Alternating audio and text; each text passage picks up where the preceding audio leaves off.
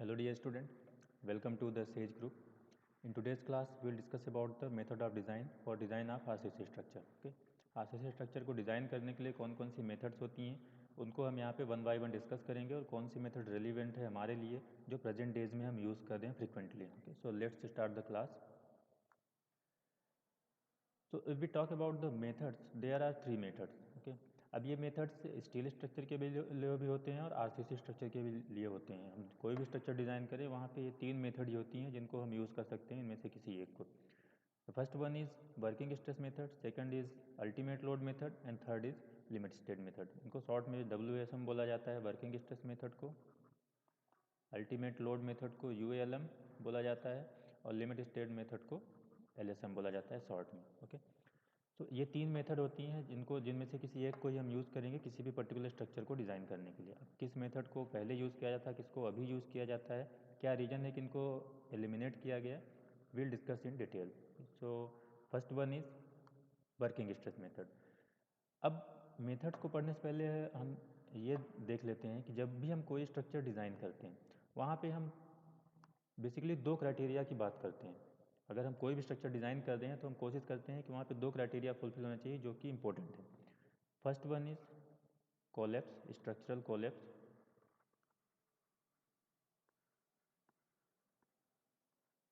Basically ये safety से related है, स्ट्रक्चर की सेफ्टी से.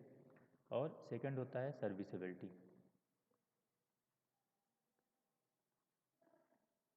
सर्विसेबिलिटी, तो ये दो क्राइटेरिया होते हैं जब भी हम कोई स्ट्रक्चर या एलिमेंट डिज़ाइन करते हैं उसमें ये दो क्राइटेरिया हम फुलफिल करने की कोशिश करते हैं या दोनों क्राइटेरिया फुलफिल होने चाहिए किसी भी पर्टिकुलर स्ट्रक्चर के लिए कैसे भी. अगर हम स्ट्रक्चरल कोलैप्स की बात करें तो यहाँ पे डायरेक्ट लोड के अंदर जो भी इफेक्ट आते हैं वो डिस्कस किए जाते हैं, लाइक बेंडिंग या इसको फ्लेक्सर भी बोलते हैं, बेंडिंग या flexor, compression, torsion, shear, tension भी बोल सकते हैं, हालांकि फ्लेक्सर में टेंशन कवर हो जाता है, टेंशन. तो ये वो एलिमेंट हैं, वो पैरामीटर हैं या वो इफेक्ट हैं जो अंडर द लोड डायरेक्टली हमें देखने को मिलते हैं किसी भी स्ट्रक्चर में और किसी भी स्ट्रक्चर में फेलुअर का कोलैप्स होने का डायरेक्ट रीज़न होते हैं. ओके, तो ये सब डिस्कस किए जाते हैं अंडर स्ट्रक्चरल कोलैप्स या स्ट्रक्चरल कोलैप्स के लिए रिस्पॉन्सिबल रीज़न होते हैं. तो इनको हम डिस्कस करते हैं. दूसरा होता है सर्विसेबिलिटी. सर्विसेबिलिटी में हम बात करते हैं सर्विस की. जिस मेंबर में हमने जो भी यूज़ किया है, स्ट्रक्चर में हमने जो भी यूज़ किया उनकी सर्विस की बात करते हैं कि उनकी सर्विस क्या है. ओके, तो फर्स्ट वन होता है इसमें deflection, second one cracking and third one is vibration. तो ये पैरामीटर डिस्कस किए जाते हैं सर्विसेबिलिटी के अंदर. अगर ये एक एक्सेसिव पर्टिकुलर लिमिट से ज़्यादा होंगे किसी भी स्ट्रक्चर में तो स्ट्रक्चर की जो सर्विस है वो फुलफिल नहीं होगी, वो हमें नहीं मिलेगी. राइट, तो अगर हम वर्किंग स्ट्रेस मेथड की बात करें जो पहली मेथड होती है डिज़ाइन की, तो वर्किंग स्ट्रेस मेथड क्या होती है, ये एक्चुअली बेस्ड होती है इलास्टिक थ्योरी पे. इलास्टिक थ्योरी मीन्स अगर हम किसी पर्टिकुलर मटेरियल लाइक स्टील की बात करते हैं, स्ट्रेस स्ट्रेंथ की,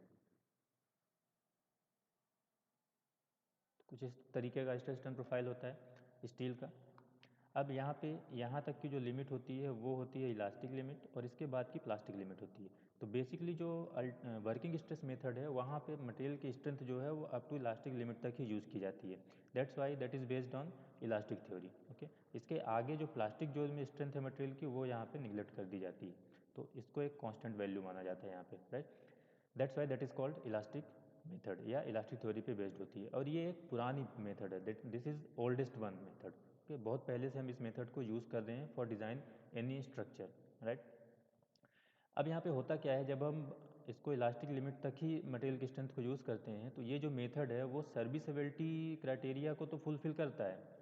जो हमारा पहला क्राइटेरिया है दैट इज़ सर्विस एबिलिटी. तो सर्विसेबिलिटी को तो वर्किंग स्ट्रेस मेथड फुलफिल करता है. ओके, क्योंकि हम अंडर इलास्टिक लिमिट मेंबर को यूज़ कर रहे हैं, डिज़ाइन कर रहे हैं. ओके, इसमें क्या होता है, लोड लगने पर डिफॉर्मेशन होगा, फ्लैक्चुएशन डिफॉर्मेशन होगा और लोड हटने के बाद वो रीगेन हो जाएगा. तो ये फ्लैक्चुएशंस को बियर करने की कैपेबिलिटी अंडर इलास्टिक लिमिट होती है मेंबर्स में या मटेरियल्स में. दैट्स वाई जो सर्विसेबिलिटी कंडीशन होती है वो यहाँ पे फुलफिल होती है. बट जो दूसरा क्राइटेरिया है हमारा कोलैप्स का वो यहाँ पे फुलफिल नहीं होता है, क्योंकि हम अल्टीमेट लोड यहाँ पे कंसिडर ही नहीं कर रहे हैं जिसकी वजह से कोलेप्स होगा। हमने केवल इलास्टिक लिमिट के अंदर जो मैक्सिमम स्ट्रेंथ होती है मटेरियल की उसी को डील कर रहे हैं, अल्टीमेट पे हम बात ही नहीं कर रहे हैं। दैट्स वाई जो कोलेप्स के रीजन्स हैं, कोलेप्स की कंडीशन है, वो यहाँ पे फुलफिल नहीं होता है। तो working stress method serviceability criteria को तो बहुत ही प्रॉपरली डिफाइन करता है, उसके स्पेसिफिकेशन प्रोवाइड करता है, बट अगर हम बात करें स्ट्रक्चरल कोलेप्स की तो इसको डिफाइन नहीं करता है वर्किंग स्ट्रेस मेथड प्रॉपरली। तो ये एक ड्रॉबैक है। ऐसा तो है नहीं कि डिफाइन नहीं करता तो हम मेथड डिज़ाइन नहीं करेंगे, डिज़ाइन करेंगे, बट सेफ्टी के लिए या अप्रोप्रिएट डिज़ाइन के लिए यहाँ पे एक सेफ्टी फैक्टर यूज़ किया जाता है, और उस सेफ्टी फैक्टर को बोला जाता है फैक्टर ऑफ सेफ्टी।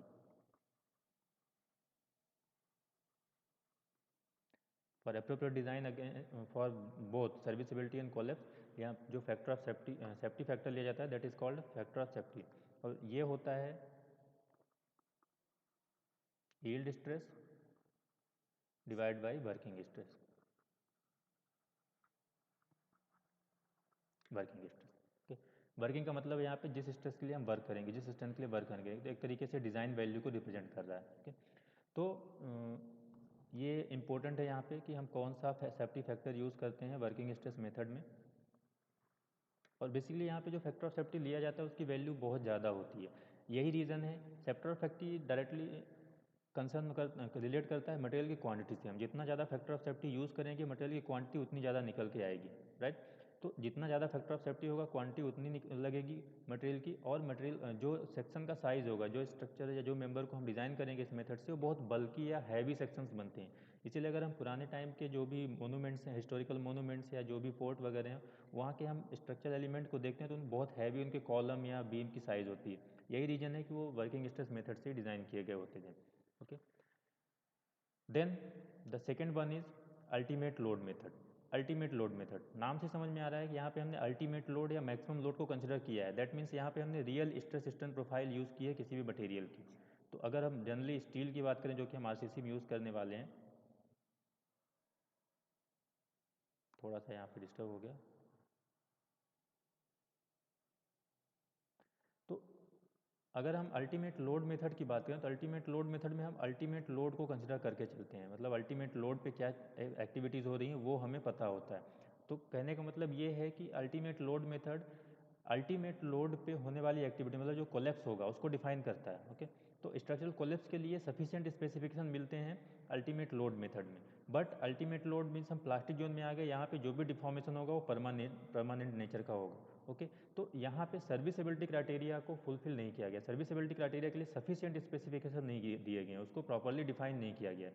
तो ultimate load method structural collapse को डिफाइन करता है, but at the same time serviceability criteria को सफिशिएंटली या प्रॉपरली डिफाइन नहीं करता, उसके लिए प्रॉपर स्पेसिफिकेशन प्रोवाइड नहीं करता है। तो यहाँ पे अप्रोप्रिएट डिज़ाइन के लिए या सेफ डिज़ाइन के लिए जो हम सेफ्टी फैक्टर यूज़ करते हैं that is called load factor.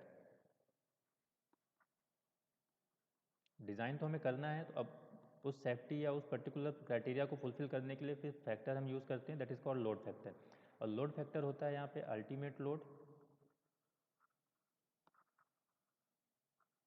Divide by design load, working load, sorry, design divided by working load. तो दैट इज़ आल्सो इम्पोर्टेंट कि अल्टीमेट लोड में हम जो सेफ्टी फैक्टर यूज़ करते हैं वो क्या होता है, that is called load factor, और उसकी वैल्यू हम फाइंड आउट करते हैं by dividing ultimate load with working load. तो एक तरीके से यहाँ पे अगर हमें डिज़ाइन लोड या अल्टीमेट लोड चाहिए तो लोड फैक्टर से हमें वर्किंग लोड को मल्टीप्लाई करना पड़ेगा, okay? अब अगेन यहाँ से जो स्ट्रक्चर बनते हैं इनकी वैल्यूज़ कम होती है लोड फैक्टर्स की, तो यहाँ पे जो हम सेक्शन बनाते हैं उन सेक्शन की साइज़ थिक होती है as compare to working stress method.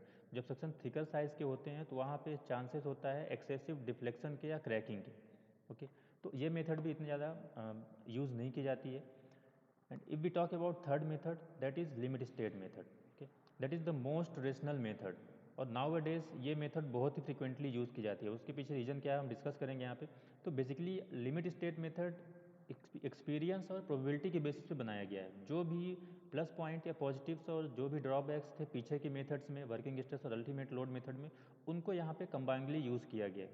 मतलब वर्किंग स्ट्रेस मेथड की प्रॉपर्टी को, जो पॉजिटिव प्रॉपर्टी थी वो यहाँ पे यूज़ किया गया है और जो ड्रॉबैक्स थे उसको छोड़ा गया, और अल्टीमेट लोड मेथड की जो पॉजिटिव साइड थी उसको यूज़ किया गया। मतलब कि ये स्ट्रक्चरल कोलेप्स को भी डिफाइन करता है और ये सर्विसिबिलिटी कंडीशंस को भी डिफाइन करता है। तो इस तरीके से वर्किंग स्ट्रेस मेथड और अल्टीमेट लोड मेथड को कंबाइन करके, क्लब करके लिमिट स्टेट मेथड को बनाया गया। तो इसीलिए इसको एक एक्सपेरिमेंटल या प्रोबेबिलिस्टिक मेथड भी बोला जाता है, या प्रोबेबिलिस्टिक अप्रोच पे डिपेंड मेथड भी बोला जाता है।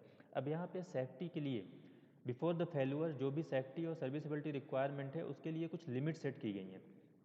कुछ कंडीशन में केवल मिनिमम लिमिट सेट की गई हैं, कुछ में मैक्सिमम लिमिट है, कुछ में दोनों लिमिट सेट की गई हैं। तो उस लिमिट कंडीशन को ही, लिमिट की वजह से ही जो लिमिट सेट की गई है, that method is called limit state method. उस लिमिटिंग वैल्यूज़ को लिमिट स्टेट बोला जाता है, राइट। तो यहाँ पे स्ट्रक्चरल कोलेप्स के लिए भी लिमिटिंग वैल्यू सेट की गई है और सर्विसिबिलिटी कंडीशन के लिए भी लिमिटिंग वैल्यू सेट की गई है। तो दोनों ही लिमिट वैल्यू सेट की गई है लिमिट स्टेट मेथड में। अब यहाँ पे जो सेफ्टी फैक्टर हम यूज़ करते हैं that is called partial safety factor, partial safety factor which is equal to ultimate load, या फिर हम बोल सकते हैं इसको डिज़ाइन लोड, या फिर हम इसको बोल सकते हैं फैक्टर्ड लोड, सभी सेम है, डिवाइड बाई वर्किंग लोड।